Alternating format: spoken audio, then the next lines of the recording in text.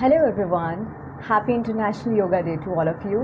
और आज दोबारा से हम लाइव आए हैं और आज मेरे साथ दोबारा से लाइव आने वाले हैं यशोदा नंदन जी, जो कि हमें बताएंगे कि योगा धार्मिक वजह से क्यों मनाया जाता है और धार्मिक उद्देश्य के थ्रू बताएंगे। So hi everyone, hi Lavish, Saurabh, Ved Prakash ji, hi hi Vinayak, ओम नमः शिवाय to all of you, Shri Radhe, hi sir Sharad, Sonu, hi भाई, हेलो, कैसे हैं आप सभी। आज आप लोगों ने योगा एंजॉय भी किया होगा और काफ़ी लोगों ने योगा किया भी होगा और चाहती हूँ कि योगा सभी लोग करते रहें क्योंकि बहुत इम्पॉर्टेंट है, आपके हेल्थ के लिए बहुत इम्पॉर्टेंट है। तो चलिए without wasting any single time तो हम लोग इनवाइट करते हैं उनको। यशोदा नंदन जी, प्लीज़ आप रिक्वेस्ट सेंड कर दीजिए ताकि मैं आपको ज्वाइन कर सकूँ। Thank you.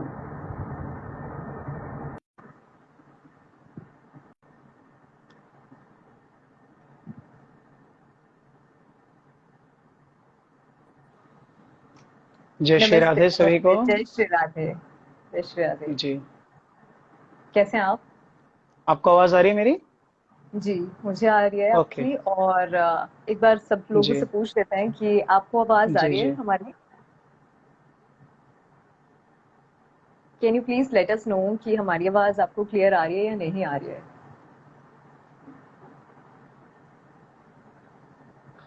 अभी तक तो कोई जवाब नहीं आया है। Can anyone please let us know. मे भी आ रही होगी क्योंकि हाँ, यस आ रही है, किसी ने बोला। आ रही है, चलो हाँ, जी ठीक है ठीक है।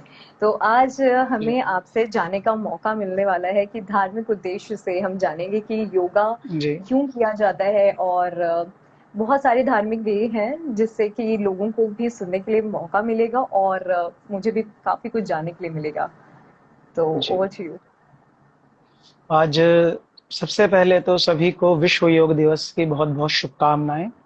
और हम सब लोग कोई फादर्स डे, मदर्स डे बनाने में भी अलग अलग देशों का हाथ रहता है ना, कि भैया यहाँ से स्टार्ट हुआ, यहाँ से स्टार्ट हुआ। लेकिन इस मामले में हम सब लोगों को अपने आप को एक सौभाग्यशाली मानना चाहिए, क्योंकि यह जो योग, ये किसने दिया? ये सर्वप्रथम भारत ने योग दिया। और आज इस योग को जो 150 से ज्यादा देश हैं, वो आज इसको फॉलो कर रहे हैं, चाहे वो किसी भी रूप में, कोई सूक्ष्म रूप से, कोई ज्यादा बड़े रूप से। लेकिन ऐसा कोई भी देश नहीं है जो अब इसको फॉलो ना कर रहा हो, क्योंकि आज योग जो है, योग और योगा एक व्यक्ति की जरूरत बन रहा है कि उसके लाइफस्टाइल के साथ उसका कनेक्शन है। वो बिना इसके अपने आप को एक अधूरा महसूस करता है, क्योंकि कोई व्यक्ति केवल सोचे कि मैं जिम जाके बॉडी मेंटेन कर लूं, लेकिन देन वो जिम छोड़ता है तो आप जानते हैं उसकी बॉडी की फिर वैसी वैसी हो जाती है। लेकिन अगर कोई व्यक्ति योगा का सहारा लेता है, तो उस योग के सहारे वो, उसकी ऑल टाइम हमेशा एक जैसी ही, जो भगवत कृपा से जो उसकी देह है, वो वैसे की वैसे ही रहती है। और आज का दिन ही हमारी जब पहले बात हुई आद्या जी से, तो उन्होंने कहा कि आज का दिन ही क्यों चुना गया, कि भाई ये जो जी जून 21 है, यही डेट ही क्यों चुनी गई इस योग दिवस को मनाने के लिए।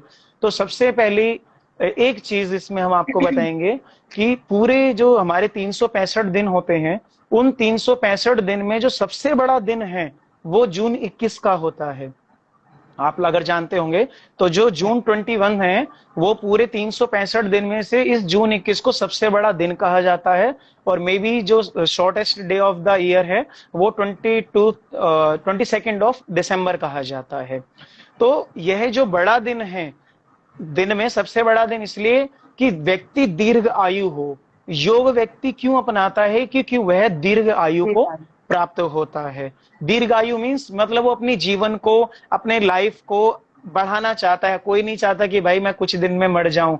और जो व्यक्ति सुख भोग रहा है, वो तो और भी नहीं चाहता कि भाई मेरी मृत्यु हो। ठीक है ना? ट्रू। कोई व्यक्ति मरणासन सैया पे भी पड़ा हो, उसको जाके पूछ ले भाई कष्ट है, मरना चाहेगा? वो भी कहेगा नहीं, डॉक्टर से बात करो, क्या पता ठीक हो जाऊं। उसके मन में भी ये रहता है। तो योग क्या है? व्यक्ति को एक दीर्घायु बनाता है। और योग का सबसे बड़ा जो सूत्र है, तो योग में कहा गया है योगश्चित्त वृत्ति निरोधः।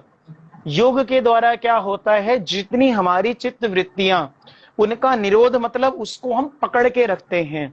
जैसे आंख का काम क्या है, देखना। आंख को आप अच्छी अच्छी वस्तुएं दिखाओगे तो वो उसकी ओर भागेगी। कान का काम क्या है, सुनना। उसको अच्छी अच्छी चीजें सुनाओ, अच्छी ओर भागेगा। मुंह का काम क्या है, बोलना। अच्छी अच्छी चीजें बुलवाओ, खूब बोलेगा, चाहे गाली दिलो, वो भी काम करता रहेगा। जिह्वा का काम क्या है, अच्छे अच्छे पकवानों को ग्रहण करना, स्वाद लेना।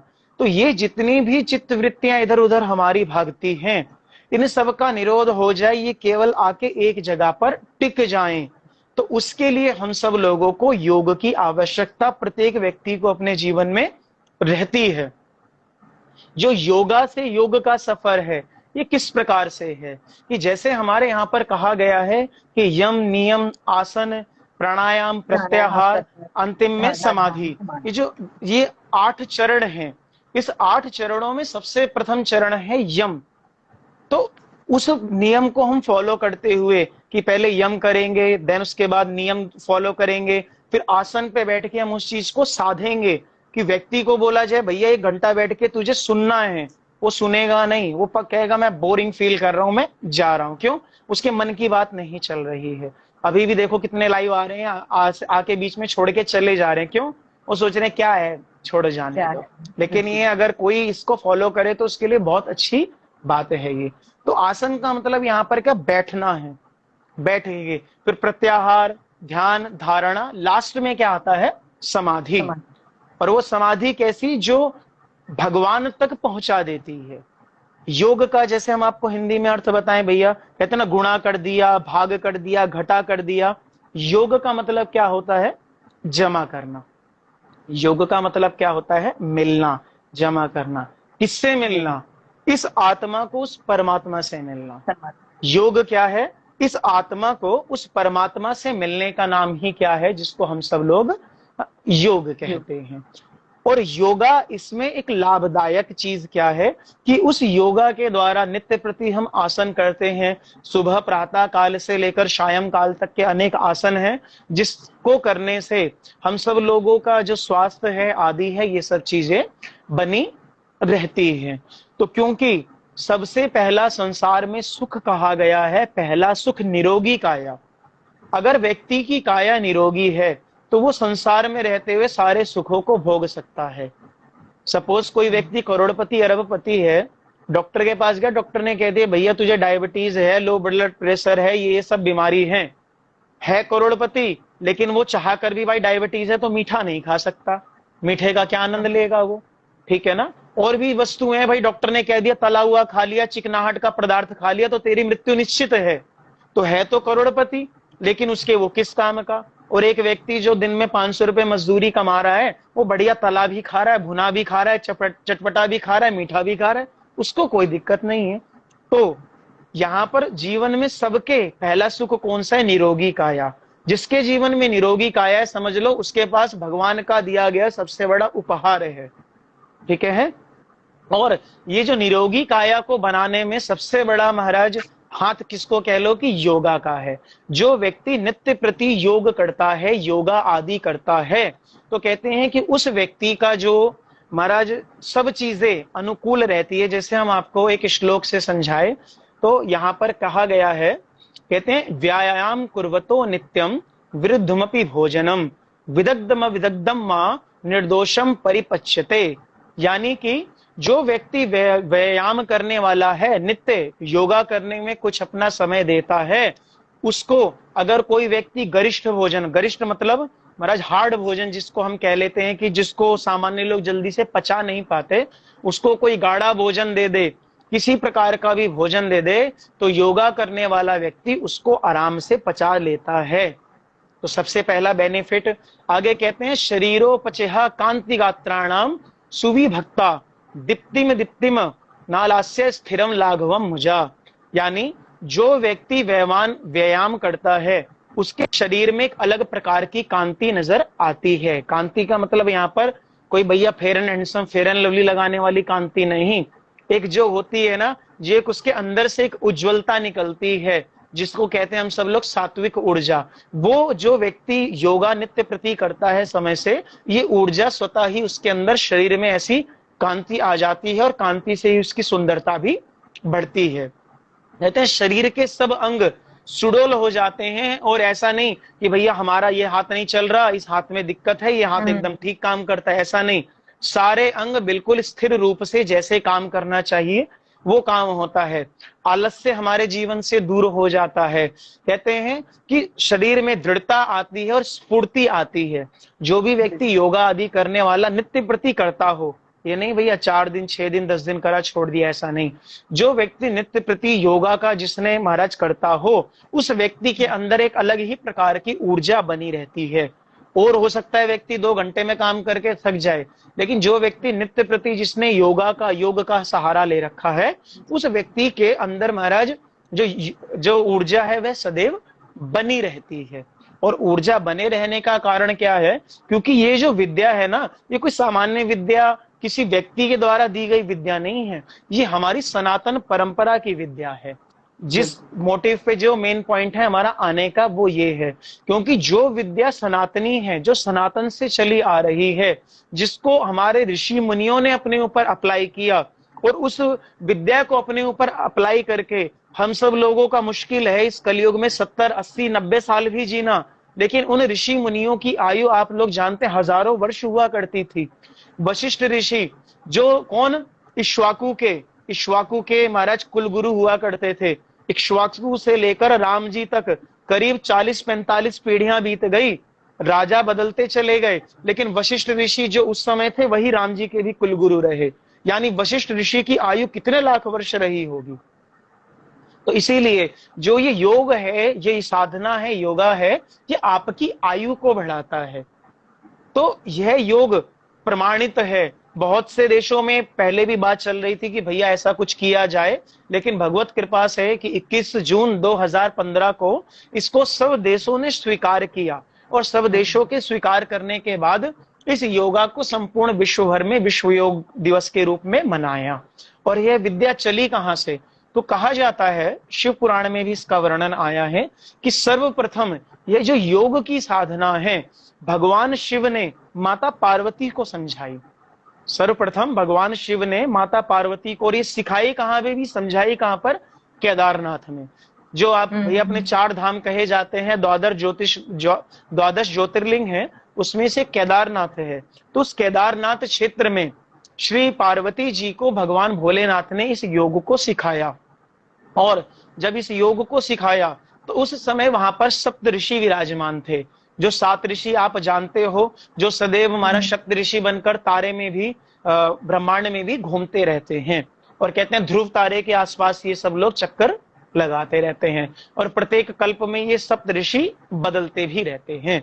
तो ये जो सप्त ऋषि थे, तो उस समय उन्होंने भी जिज्ञासा करी कि भगवान आप जो पार्वती जी को जो विद्या दे रहे हो, क्योंकि जितनी भी विद्याएं हैं, जितनी भी गुप्त रहस्य की विद्याएं हैं, जितनी भी महाराज कहते हैं ना तांत्रिक विद्याएं आदि जो भी हैं, वो सब सर्वप्रथम भगवान शंकर ने माता पार्वती को उनका उपदेश किया है।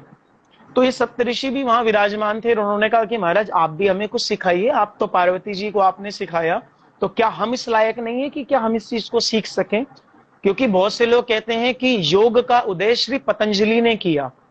योग का उदय श्री पतंजलि कहे जाते हैं ना, योग के जो सर्वप्रथम आचार्य हैं, वो भी कैसे आए हम उसको समझाएंगे आपको।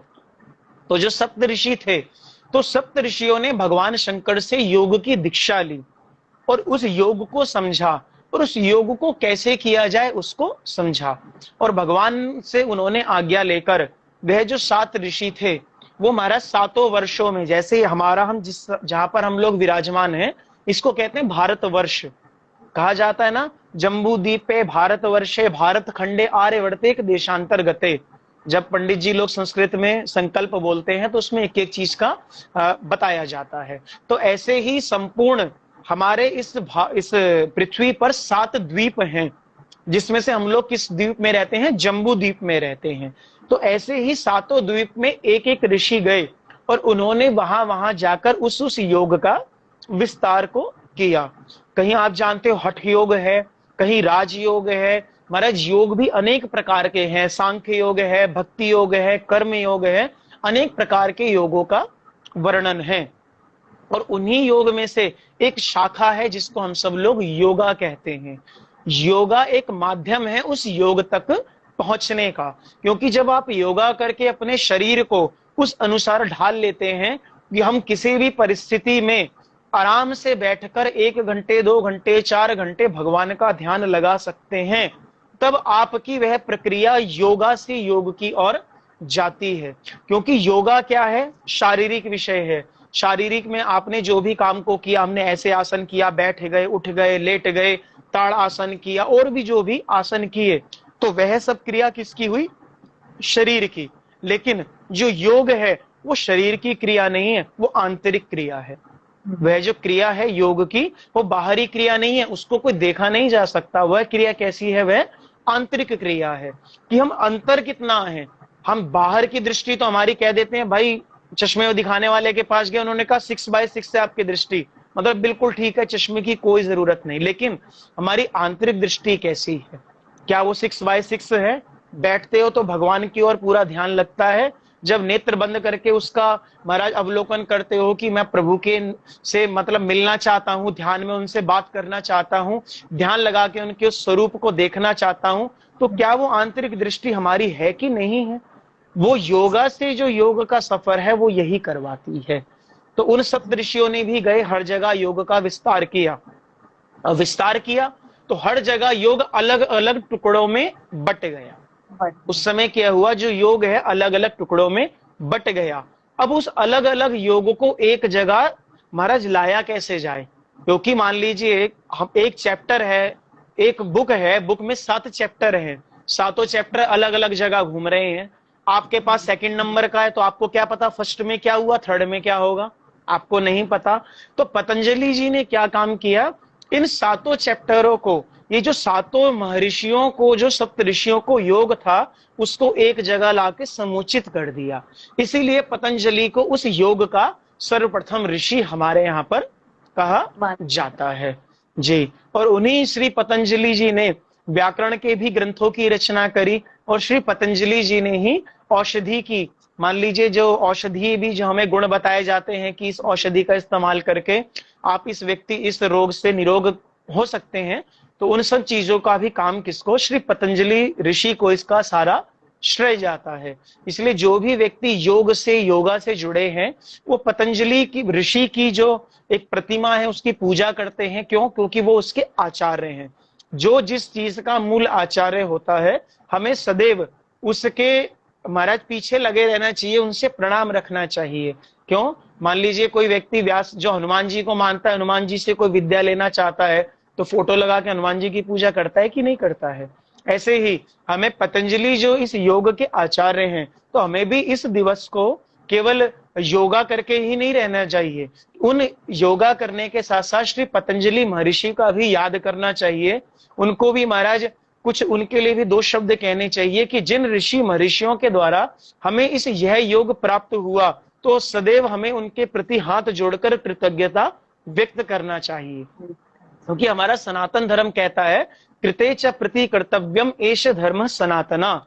मतलब अगर किसी व्यक्ति ने हमारे जीवन में हमारे प्रति थोड़ा सा भी उपकार किया है, तो हमें मरणोपरांत जब तक मर नहीं जाते तब तक उसके उपकार को भूलना नहीं चाहिए, ऐसा हमारा सनातन धर्म कहता है। तो आज के दिन उन पतंजलि ऋषि को भी अनेक प्रणाम कि जिनकी कृपा से हमें यह ये योगा प्राप्त हुआ, जो आज समूचे विश्व में एक महाराज अलग से जिसका नाम है। और पहले तो कोई योग को पूछता नहीं था। आज आप देखेंगे तो भाई सुबह से कितनी वीडियो अपलोड हो चुकी हैं मीडिया में और सोशल नेटवर्क पे कि जितने आर्मी के जवान हैं वो कश्मीर में, लद्दाख में, कितना जहां पर इतनी भैया बर्फ जमी रहती है, उनसे पूछा जाता है कि आप कैसे इतने टेम्परेचर में भी अपने आप को मैनेज करते हो? तो क्या कहते हैं? योगा से कर लेते हैं। कहते हैं ना भैया योगा से होगा, बिल्कुल होगा, अगर आप उसको अच्छे से पकड़ के रखोगे। ये नहीं 4 दिन आसन किया, अरे यार अब नहीं मन है, ऐसा नहीं। मेरा कमर दर्द हो रहा था, 6 दिन आसन किया, छोड़ दिया, ऐसा नहीं। योगा को पकड़ के रखोगे तो वो लाइफ टाइम के लिए आपकी उस दर्द को जड़ से एकदम खत्म कर देगी। और आज जितने भी आर्मी के नौजवान हैं, जो चाहे महाराज जैसलमेर की 50-55 डिग्री की टेम्परेचर की गर्मी में हो, चाहे हमारे कश्मीर लद्दाख के जो नौजवान हैं वो -5 -10 डिग्री में भी वहां बैठे हैं, तो उनके पास जो एक बल है ना, वो हमारे महर्षियों के द्वारा, सनातन ऋषियों के द्वारा दिया गया ये योग का बल है। जिस योग को हम सब लोग मेडिटेशन भी करते हैं, आप लोग जानते हो ना, कहता जाता मेडिटेशन में बहुत पावर होती है। सुबह व्यक्ति 15 मिनट 20 मिनट आंखें बंद करके उस प्रभु का ध्यान करे, जिसको मानता हो। कोई जरूरी नहीं राम जी को याद करो, शिव जी को याद करो, कृष्ण को याद करो, नहीं, आप जिसको मानते हो, जो आपका इष्ट है, नेत्र बंद करके उसका ध्यान करो। तो आप अगर 15 मिनट भी ध्यान में आपने लगा दिया, तो ऐसा समझ लीजिए उस 15 मिनट ध्यान लगाने से आपके अंदर 15 घंटे इतनी एनर्जी आ जाएगी, आप बिना थके कोई काम को कर सकते हो। तो ये जो योग है, ये हमें इतनी पावर को दे देता है। लेकिन देता कब है? जब हम इसके प्रति डेडिकेट होंगे। कि कोई भी व्यक्ति, कोई भी वस्तु हमें कब मिलती है? जब हमारा पूर्ण रूपेण उसके प्रति समर्पण होता है। अगर आपका किसी भी चीज के प्रति समर्पण है, तब वो आपके पास आएगी। क्योंकि जितनी भी हमारी सनातन परंपरा की विद्या है ना, ये जिस व्यक्ति के पास जाती हैं तो देखती हैं क्या ये व्यक्ति मुझको धारण करने में समर्थ है। अगर मैं, जैसे सपोज कोई व्यक्ति अष्ट सिद्धियों को साधना चाहता है, वो अणिमा मणिमा गरिमा लघिमा, ये जो जितनी भी अष्ट सिद्धियां हैं, तो वो सिद्धि भी जाने से पहले देखती है क्या इस व्यक्ति के अंदर उतनी क्षमता है कि मुझको ये डाइजेस्ट कर सके। मैं जो जा रही हूं उसके पास, ही उसका अच्छे से इस्तेमाल कर पाएगा कि नहीं कर पाएगा। तो वो सिद्धियां भी देखती हैं। तो जितनी भी विद्या है हमारे यहाँ, चाहे वो योगा की हो, मेडिटेशन की हो, और भी जितनी विद्या हमारे सनातन धर्म में कही गई है, हठ योग होता है, आप सब लोग जानते हो। गंगा जी के किनारे ऋषिकेश में आप जाएंगे या और पहाड़ी पे, तो कितने ऋषि मुनि आज भी आपको हठ योग करते हुए दिखेंगे। इस गर्मी के मौसम में जहाँ 40-45 डिग्री टेम्परेचर होता है, अपने अगल बगल आग लगा लेते हैं, अपनी जटा के ऊपर गोबर का कंडा जलाकर रख लेते हैं, और क्या कर देंगे, ढक लेंगे। कितनी मर्जी गर्मी हो, वो उसी गर्मी में तपते रहते हैं, तपते रहते हैं। क्यों? क्योंकि वो भगवान को बताना चाहते हैं कि आपने जिस काम के लिए मुझे भेजा था, वो काम कैसी भी परिस्थिति होगी, मैं उस काम को अवश्य करने के लिए तैयार हूं। और ऐसे आप अलग, जब ये कुंभ मेला लगते हैं, तो उस कुंभ मेला में भी आप उनके दर्शन करते हैं। कितने घंटों तक कोई महाराज होते हैं एक पैर पे खड़े हैं, कोई महाराज हैं केवल आसन करके एक हाथ पे खड़े हैं, कोई कितने महाराज हैं अपने शिखा के बल को बांध कर खड़े हैं। कितने ऐसे महाराज जी ना जाने कितने वर्षों तक उन्होंने कुछ फल आदि ग्रहण नहीं की, कुछ भोजन नहीं ग्रहण किया, केवल फल के बल पर रह रहे हैं, केवल जल के बल पर रह रहे हैं।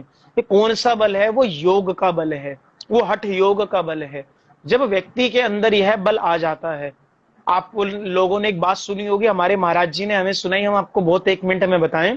आप सब लोग कहते हैं ना, जा हवा खाओ, कह देते हैं ना कई बारी, कहाँ जा रहे हो? हवा खाने जा रहे हैं, मतलब घूमने जा रहे हैं, तो कह देते ना हवा खाने जा रहे हैं।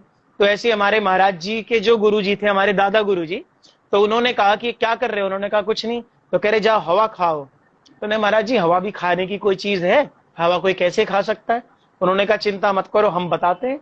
तो उन महाराज जी ने गुरुदेव को ऐसी क्रिया बताई योग की ही, जिसके द्वारा उन्होंने कहा इस हवा को, इस वायु को ग्रहण करो, और ग्रहण करने के बाद उनको उसको रोकने का तरीका बता दिया।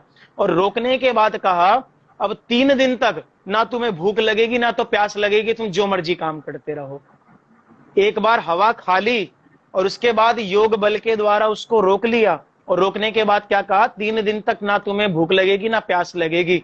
और वाकई महाराज जी कहते हैं ऐसा हुआ, 3 दिन तक ना हमें भूख लगी ना हमें प्यास लगी। और 3 दिन बाद कहा महाराज जी अब क्या, तुम्हें इसका तरीका बता रहे हैं, उस तरीके से महाराज वो तरीका जैसे ही बताया, उस तरीके से हवा को बाहर निकाल दिया और अपना फिर भोजन पानी ग्रहण कर लिया। तो आज भी ये सब साधनाएं हैं, लेकिन ये साधनाएं भी देखती है कि हम किस व्यक्ति के पास जाएं।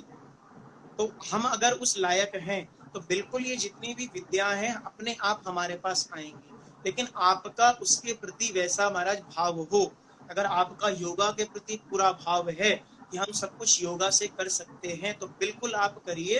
धीरे धीरे जितनी साधनाएं हैं, ये धीरे धीरे आपके पास आ जाएंगी। तो सभी को एक बार फिर से विश्व योग दिवस की अनंत शुभकामनाएं और महर्षि पतंजलि के चरणों में बार बार कोटि कोटि नमन कि जिनके द्वारा हमें यह जो योग है, योगा है, यह प्राप्त हुआ। अब आगे जैसा आद्या जी कहेंगी वैसा जी एक बार क्वेश्चंस देख लेते हैं, अगर किसी के भी कोई क्वेश्चंस हैं तो प्लीज़ आप पूछिए। पंडित जी यहाँ पे बैठे हैं और वो आपको आंसर्स देंगे। एक बार देख लेती हूँ मैं।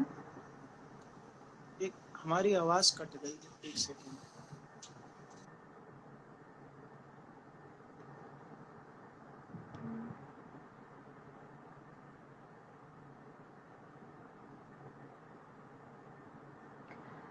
योगा से मोटापा बिल्कुल कम होता है लविश, और आप कर सकते हैं, आप कीजिए। उसके बाद आप जो भी रिजल्ट मिलेगा तो उसके लिए तो आपको पता ही है कि क्या क्या करना है, और मैं आपको सेशन बता दूंगी कैसे करना है आपको। जी आई थिंक कोई क्वेश्चंस तो है नहीं।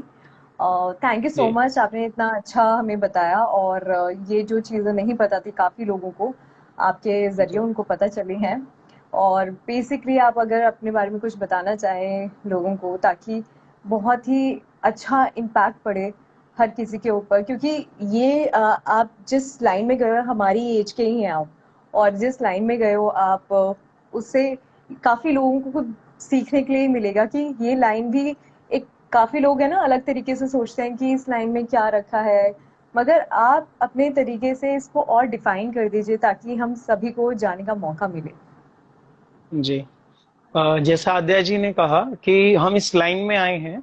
पहली बात, okay, last session was also superb. Okay, Shivani तो जी ने कहा होगा। थैंक यू जी शिवानी। जैसे हम जिस लाइन में हैं इसको एक लाइन में हम कह सकते हैं, डिवोशनल लाइन है, स्पिरिचुअल लाइन है। जी। कैसी धार्मिक एक लाइन है। एक, जब किसी के पास भी कोई समाधान नहीं होता ना, तो वो अंत में किसके पास कहते हैं ना कि भैया अब तो केवल भगवान ही बचा सकते हैं। डॉक्टर के पास भी जब अंतिम डॉक्टर आईसीयू में भी कितनी देर रख ले, कुछ कर ले, उसके बाद भी क्या कहता है लास्ट में आके, भैया अब तो भगवान से प्रार्थना करो। क्योंकि डॉक्टर भी जानता है, वैसे हम लोग वैसी दृष्टि में कहते हैं ना, डॉक्टर भगवान का रूप होता है। लेकिन जब उस डॉक्टर से भी काम नहीं चलता, वो क्या कहता है लास्ट में कि भैया अब जो कुछ करेंगे भगवान करेंगे। तो बाद में भगवान करेंगे तो हम ना क्यों ना पहले भगवान के पास चल लें, वो पहले ही कर देंगे। इतना बड़ा डिस्टेंस क्यों, है ना। कि जब हमें पता है कि सीधा रास्ता जा रहा है, कि हम यहां से निकले, हमें यहां पे जाना है, तो हम भाई यहां से सीधा सीधा चल लेना। हम पहले यहां गए, वहां गए, वहां गए, वहां गए, वहां गए, फिर यहां पहुंचे। ऐसा क्यों, ऐसा नहीं। जैसे भैया हम यहाँ रहते हैं मथुरा वृंदावन में, यहाँ से दिल्ली के लिए सीधा NH2 पकड़ा जाए और 150 किलोमीटर में शुद्ध आपकी दिल्ली आ जाती है। अब नहीं, व्यक्ति कहे कि मैं पहले जयपुर जाऊंगा, जयपुर से गुड़गांवा जाऊंगा, गुड़गांवा से कहीं पहुंचूंगा। पहुंचना दिल्ली था लेकिन 6 जगह घूमकर पहुंचा, समय बर्बाद किया, पैसा बर्बाद किया, सब कुछ बर्बाद किया।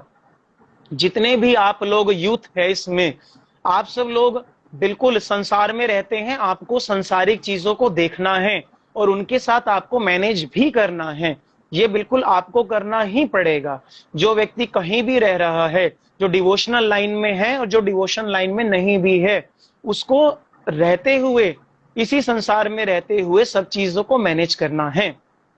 लेकिन आप जब एक डिवोशनल लाइन में आ जाते हैं, डिवोशनल थोड़ा बहुत हो जाते हैं, मतलब पूरा डिवोशनल की भी नहीं कि भाई आप सब कुछ घर बार छोड़ो, आप सुबह शाम इतना बड़ा हमारे जितना बड़ा तिलक लगा लो, 4 घंटे बैठ के माला जपो, आप मतलब कीर्तन करते रहो तभी आपका काम बनेगा। ऐसा बिल्कुल भी नहीं है भैया, बिल्कुल भी नहीं।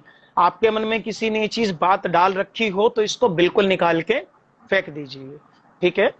अब मैं आपको बोलता हूं कि क्या करना है। आप सबसे पहले अपने जीवन में अपने इष्ट को चुनिए। इष्ट मतलब आप जिनको भी मानते हो, भगवान राम, भगवान कृष्ण, भगवान शिव, दुर्गा माता, हनुमान जी, गणेश जी, जो भी हैं, आप अपने एक इष्ट को चुनिए और उस इष्ट को ही अपना सर्वस्व मान लीजिए कि आज के बाद मैं कुछ भी करूंगा, कुछ भी करने जाऊंगा या जो भी कर रहा हूं वो सब मैं किसको डेडिकेट कर रहा हूं? उस अपने इष्ट देवता को मैं डेडिकेट कर रहा हूं। उसके लिए अगर आप भगवान को नहीं भी मानते कोई बात नहीं, साइड कर दीजिए, आप अपने माता पिता को अपना भगवान मानिए, उसमें तो कोई दिक्कत नहीं है। आप सुबह शाम उनसे मिल रहे हैं। हमारे यहाँ सबसे पहले कहा भी गया मातृ देवो भव, सबसे पहली देवता कौन है? हमारी माता ही है। ठीक है, तो सबसे पहले आप अपनी माता को ही मान लीजिए, चाहे अपने पिताजी को मान लीजिए, और आपका मन है तो आप भी किसी भी भगवान को आदर कीजिए। तो जब आप ये करने लग जाएंगे तो, और पूरे दिन में उस 24 घंटे में से हम माता पिता के लिए टाइम निकालते हैं, जॉब के लिए 8 से 10 घंटे निकालते हैं, अपने टाइम पास करने के लिए मूवीज बहुत फिल्म विल्म देखने के लिए भी 1-2 घंटे निकालते हैं। अपने पूरे दिन में ऐसे केवल ज्यादा नहीं, मैं आपसे कहूंगा मात्र 15 मिनट निकाल लीजिए। उन 24 घंटों में से 23 घंटे 45 मिनट संसार को दे दो, लेकिन 15 मिनट क्या करो? केवल भगवान को दे दो, मात्र 15 मिनट, इससे ज्यादा नहीं। और उन 15 मिनट में आपका फोन साइड में, लैपटॉप साइड में, टीवी फ्रिज सब कुछ साइड में, माता पिता सब एकदम अलग। उस समय बैठ के केवल आप हैं और केवल वो है, दूसरा और कोई नहीं है, केवल आप और उसके अलावा कोई नहीं है। बैठो, उससे बात करो, उससे बात करने की कोशिश करो, ध्यान लगाओ, मैं जो कह रहा हूं क्या वो मेरी बात सुन रहा है? उसके बदले वो क्या मुझे कुछ रिप्लाई दे रहा है? और रिप्लाई दे रहा है तो किस वे में दे रहा है? जरूरी नहीं वो सामने आके मुझे सारी बात कह के जाएगा। वो भी एक स्टेज आती है कि वो भगवान भी हमारी सारी बात सुनते, सारी बात को कहते हैं। लेकिन जब आप अपने जीवन में नित्य प्रति नियम बना लेंगे, कुछ कह रहे हैं पंडित जी। एक मिनट, पंडित जी मजा इनको देखते हैं, प्यार हो गया है, प्लीज गलत नहीं समझे। आप जय इनको हो। ऐसे ऐसे लोगों को है ना, मतलब चलिए इम्पोर्टेंस मत। कोई बात नहीं, ठीक है। राधे श्याम, अच्छे अच्छे शब्द आते हैं, क्या कहें हम, थोड़ा मर्यादा है। नहीं नहीं नहीं जय नहीं, श्री कोई राधे। बात। आप जो भैया समझा जैसे रहे हैं, आप आपको, मुझको आंटी नहीं मैं समझा रहा हूँ, जैसे आप कह रहे हो आपको प्यार हो गया, आपके घर में माँ भी होगी, बहन भी होगी, आपको उनसे प्यार क्यों नहीं होता? अगर आपको अपने आपकी घर में बैठी हुई बहन से प्यार हो जाएगा ना, तो आपको समाज की जितनी बहनें सबसे प्यार हो जाएगा। तो आप पहले अपने घर में जो बैठी हुई हैं अपनी उन माता से प्यार कीजिए, अपनी उन बहन जी से प्यार कीजिए। ठीक है, तो मैं आपकी बात को गलत नहीं ले रहा हूं, लेकिन मैं आपको जो समझा रहा हूं आप उसको समझिएगा। जो भी आपका नाम है उससे हमें कोई लेना देना नहीं। ठीक है, तो 15 मिनट हमने आपसे क्या कहा? ओनली 15 मिनट, बहुत नहीं, 23 घंटे 45 मिनट आप संसार को दे दो, कोई दिक्कत नहीं। कोई आपसे नहीं कहा जा रहा कि आधा घंटा करो, फलाना करो, ढिमका करो, नहीं, बिल्कुल नहीं। ठीक है, आप किसी भी संप्रदाय को फॉलो करते हो, लाइक इस्कॉन टेम्पल, मैं भी वहां पहले जाता था, वो कहते हैं कि मे भी कम से कम मिनिमम 16 माला करो। ठीक है, मैं आपको इस टाइम कह दूं कि आपको 16 माला करनी है, आप नहीं कर पाओगे, छोड़ के भाग जाओगे। एक दिन करोगे कि पंडित जी ने जबरदस्ती बिठा दिया, यार अब तो बैठना पड़ेगा, ठीक है, अगले दिन आप भाग जाओगे। लेकिन मैं आपको सिर्फ ऐसी चीज बता रहा हूं, केवल आप अगर 15 मिनट भी नहीं दे पा रहे कोई बात नहीं, बिल्कुल नहीं, 5 मिनट दे सकते हो। 23 घंटा 55 मिनट संसार को दे दो, मात्र 5 मिनट, केवल 5 मिनट अगर आप अपने डेली के भगवान को देने लग जाएंगे, तो ये बात की मैं गारंटी लेता हूं, आप इस काम को 21 दिन कीजिए, 22वें दिन खुद आपको अनुभूतियां होने लग जाएगी कि हाँ, कि मैं कुछ बात कहता हूं, उस परमात्मा से अपनी कोई बात रखता हूं, तो वो किसी ना किसी के द्वारा मुझे उस बात का जवाब अवश्य ही दिलवा देता है। और ये बात बिल्कुल आजमाई हुई है। ठीक है, केवल 21 दिन का मैं आपको बता रहा हूं, 21 दिन आपको केवल 5 मिनट देने हैं। जो ज्यादा दे सकता है ज्यादा दे, केवल 5 मिनट आपने 21 दिन देने हैं। 22वें दिन जब आप आंख बंद करके बैठोगे, आप जो प्रश्न करोगे उसी दिन आपका जवाब आपके सामने हाजिर हो जाएगा। वो भगवान किसी ना किसी रूप में आके आपको उस जवाब को अवश्य दे देंगे, ये बिल्कुल निश्चित बात है। तो आप क्या कीजिए, बस अपने जीवन में 23 घंटे 45 मिनट 55 मिनट संसार के लिए दे दीजिए। बिल्कुल रहिए संसार में, माँ को देखिए, बाप को देखिए, पत्नी को देखिए, प्रेमिका को देखिए, बॉस को देखिए, सर्वेंट को देखिए, सबको देखिए, सबको टाइम दीजिए, लेकिन वो 5 से 10 मिनट ना केवल भगवान को दे दीजिए और किसी को नहीं। ये सनातन धर्म के नाते मैं आपको बता रहा हूं, क्योंकि मैं उस सनातन धर्म को फॉलो करता हूं। ठीक है। और आप जितने भी हैं सब सनातन धर्मी हैं।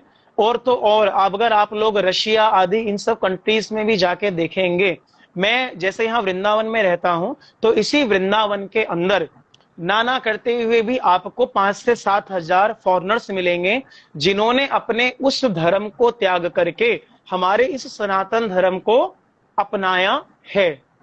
भैया बार बार सॉरी मत बोलिए, ठीक है, आपका एक बार हो गया, कोई दिक्कत नहीं है। आप अपनी गलती को आगे मान के रखिए। आगे कोई भी कन्या कोई भी हो, सुंदर हो क्या नहीं, आप उनकी फोटो पे कमेंट भी कीजिएगा तो अच्छे से कीजिएगा, ऐसा ना बोलिएगा तो आपका सॉरी उसी में ही खत्म। और हमारे यहाँ तो कहा गया है कि कोई अगर एक बार माफी मांग ले तो उसकी सारी गलती खत्म हो जाती है, लेकिन कब, आगे वो दोबारा गलती को ना करे। तो आपसे ये रिक्वेस्ट, आगे इस चीज को नहीं कीजिएगा। ठाकुर जी कृपा से आप बिल्कुल खुले हैं, कोई दिक्कत नहीं है हमारी तरफ से, ठीक है। आपका और कोई प्रश्न है इनमें से किसी भी व्यक्ति का कुछ? मुझे ऐसा लग रहा है कि किसी का तो कोई क्वेश्चन नहीं आया है, जी but really very very thank you कि आपने हमें Okay. इतना अच्छी तरह से एक एक चीज़ को बहुत खोल के समझाया, क्योंकि काफ़ी चीज़ें मेरे को भी नहीं पता थी जो कि मुझे भी पता चल जी रही है, और मैं अपनी ज़िंदगी में ये बिल्कुल लेकर आऊंगी कि मेरे अंदर भी उतने जी भाव हों कि हम उस लेवल तक का, योगा एक माध्यम ज़रूर मिला है और उस माध्यम से जी हमें उस तक पहुंचने का एक जरिया मिला है। तो जी मेरा भी उतना ही पूरा रहे डेडिकेशन। कभी भी माइंड जो है वो बहुत स्ट्रगल करता है, बट एकांत में बैठ के जब मैं सोचती हूँ तो मुझे भी लगता है कि है ना, हाँ करना चाहिए, उसी लेवल का करना चाहिए। So thank you so much once again, आप यहाँ पे आए, आज आपने इतना अच्छी जो तरह से एक्सप्लेन हमारे किया। सबसे बड़े योगेश्वर कौन कहे गए हैं? भगवान श्री कृष्ण। कहते हैं श्री ना, कृष्ण। यत्र योगेश्वरः कृष्णः यत्र पार्थो धनुर्धरः तत्र श्रेयर विजयर्भूत ध्रुवा नीतिर मतिर्ममा। मतलब जहां पर भगवान श्री कृष्ण खड़े हैं, जहां पर उनका जो अर्जुन खड़ा है, तो वहां पर जो जीत है वो एकदम निश्चित है, उसमें किसी प्रकार का कोई संशय नहीं है। ये ध्रुव सत्य है, ये अटल सत्य है। यत्र योगेश्वरः कृष्णा। और उस कृष्ण के साथ जो पार्थ धनुर्धर है ना, वो उस पार्थ धनुर्धर केवल अर्जुन नहीं, हम सब वो पार्थ हैं। हम सब जो भगवान की श्री कृष्ण की शरण में चला गया और एक बार उसने कह दिया कि हे भगवान कृष्ण, मैं आपकी शरण में हूं, अब आप ही मुझे कोई रास्ता दिखाओ। तो आज तक संसार में ऐसा कोई व्यक्ति नहीं हुआ कि भगवान ने जिसको रास्ता ना दिखाया हो, और जो उनकी शरण में गया हो भगवान ने उसको त्याग दिया हो, ऐसा नहीं है। कहते हैं ना कि कोटि विप्र बद लागे ही जाहू। भगवान राम कह रहे हैं श्री रामचरितमानस में, कहते हैं एक दो व्यक्ति को किसी ने मारा, छोड़ो, मैं क्या कह रहा हूं, कोटि विप्र बद लागे ही जाहू। कोई ऐसा व्यक्ति हो, हमारे शास्त्रों में सबसे बड़ी हत्या कौन सी कही गई है? ब्रह्म हत्या। अगर किसी व्यक्ति ने एक दो छोड़ो करोड़ों बार ब्रह्म हत्या कर दी हो, तो कोटि विप्र करोड़ों ब्राह्मणों की हत्या कर दी हो, बद लागे ही जाहू, और शरण आए त्यागे नहीं ताहू। और उसके बाद भी अगर वो मेरी शरण में आ जाता है तो ये मैं निश्चय कर रहा हूं, मैं उसको छोड़ता नहीं हूं। वो एक बारी मेरी शरण में आ जाए और कह दे कि प्रभु अब जो कुछ हो आप ही मेरे हो। एक छोटा सा एग्जाम्पल, रावण ने सीता जी का हरण किया, ले जाके रख लिया, सबने रिक्वेस्ट करी भाई छोड़ दे, हनुमान जी ने भी जाके समझाया छोड़ दे, जटायु जी भी लड़ गए छोड़ दे, किसी की बात नहीं माना। लेकिन उन्हीं का छोटा भाई विभीषण जब भगवान की शरण में आया तो भगवान कहते तू तो मेरे दुश्मन का दो भाई है, तुझे मैं कैसे अपना लूं, तुझे तो मैं मार के भेजूंगा या तुझे उठा के मैं बंदी बना लूंगा। भगवान ने क्या किया? नहीं, जैसे ही वो आया, जिस प्रकार एक मित्र को रखते हैं उसी प्रकार उसको अपने बगल में आसन दिया, बिठाया, उसको महाराज जलपान आदि कराया, और समुद्र की महाराज उस जल को लेके उसका तिलक कर दिया कि आज से तुझे मैं लंकेश घोषित करता हूं। रावण तो बाद में मरेगा, बाद में कोई और उसका उत्तराधिकारी बनेगा, लेकिन आज से तुझे मैं लंकेश घोषित कर देता हूं। क्यों? क्योंकि वो भगवान राम की एक बार शरण में आ गया है। तो इसलिए जितने भी यहाँ पर व्यक्ति सुन रहे हैं या बाद में सुनेंगे, सबसे निवेदन कि आप अपने आप को भगवान को समर्पित कर दो। दुनिया वालों के न वो समर्पित कर देते हैं, अब जो होगा बॉस के हाथ में है, बॉस मुझे नौकरी पे रखेगा कि नहीं रखेगा। अरे यार, जिसने बॉस को रखा हुआ है वो तुम्हें भी रखेगा, जिसने उस बॉस को रखा हुआ है ना वो तुम्हें भी रखेगा। तुम एक बार उसको समर्पित तो होके देखो। अरे उसने ये नियम कर दिया, अब हमारा क्या होगा? अरे कोई बात दिक्कत नहीं है यार, तुम भगवान के भरोसे रहो, सब अच्छा होगा। और कुछ नहीं हो रहा ना अच्छा, तो ऐसा समझ लो हो सकता है भगवान ने हमारे लिए इससे कुछ और बेटर सोच रखा और बेटर होगा। चीज। ऑलवेज थिंक, कहते हैं ना, बी पॉजिटिव। इसीलिए कि हो सकता है भाई आज मेरे को 1 लाख रुपए मिलने थे, मिले नहीं, यार नुकसान हो गया ऐसा ऐसा। मे भी भाई हो सकता है तुम्हें 1 लाख से ज्यादा मिलने हो, कल का इंतजार तो करो, हो सकता है वो कल 1 लाख के 1.5 लाख रुपए आ जाए। समझ रहे हैं ना इस बात को? तो इसलिए अगर हम उनके प्रति डेडिकेट हैं पूरा, अगर एक छोटा सा बालक जो होता है ना, वो अपनी माँ के प्रति कितना डेडिकेट रहता है, वो रोना चालू करता है छोटा सा बालक, और उसको पता है कि मैं रोऊंगा, जब तक मैं रोऊंगा नहीं मेरी माँ आएगी नहीं। और जैसे ही वह बालक रोना चालू करता है, माँ तुरंत आती है, उस बालक को अपनी गोद में बिठा लेती है, उसको खिलौने से खिलाने लगती है, उसको दूध पिलाती है, उसे कुछ खिलाने लग जाती है। तो उसको लगता है कि जब मैं रोऊंगा तभी मेरी माता मेरी बात सुनेगी। ऐसे ही जब हम भगवान को पुकारेंगे ना, तभी भगवान हमारी बात को सुनेंगे। और वो पुकारना जरूरी नहीं कि चिल्ला चिल्ला के गला फाड़ के पुकारो, नहीं नहीं, आप अंतर मन से भी आवाज लगाओगे ना कि प्रभु मैं आपसे मिलना चाहता हूं, आप मुझे दर्शन दो, मेरी समस्याओं का समाधान करो। वो आपकी अंतर की आवाज इतनी तेज हो जाएगी ना कि महाराज वो कहते हैं ना, ब्रह्मांड को फाड़ के ऊपर तक निकल जाएगी, वहां तक पहुंच जाएगी।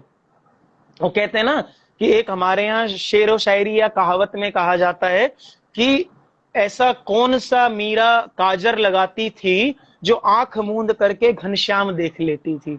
हम लोग आंख खोल के भगवान को नहीं देख पाते, लेकिन कहते हैं मीरा ऐसा कौन सा काजल लगाती थी जो आंख मूंद कर भी घनश्याम देख लेती थी। तो महाराज मीरा जैसा कैसा चरित्र कि नैन बंद करती और घनश्याम उसके सामने नृत्य करने चालू हो जाते। तो ऐसा ही ओह कि भैया सो जरूरी मच। नहीं, तो ऐसा नहीं। वो कहते, और एक और कह जाता ना कि चीटी के पग नूपुर बाजे वो भी साहिब सुनता है। गला फाड़ने की बात जो हम कह रहे थे ना, जरूर नहीं चिल्ला चिल्ला के हे भगवान मुझे बचा लो, ये कोई जरूरत नहीं, बिल्कुल भी नहीं। कीप काम, एकदम आराम से। चीटी के पग नूपुर बाजे सो भी साहिब सुनता है।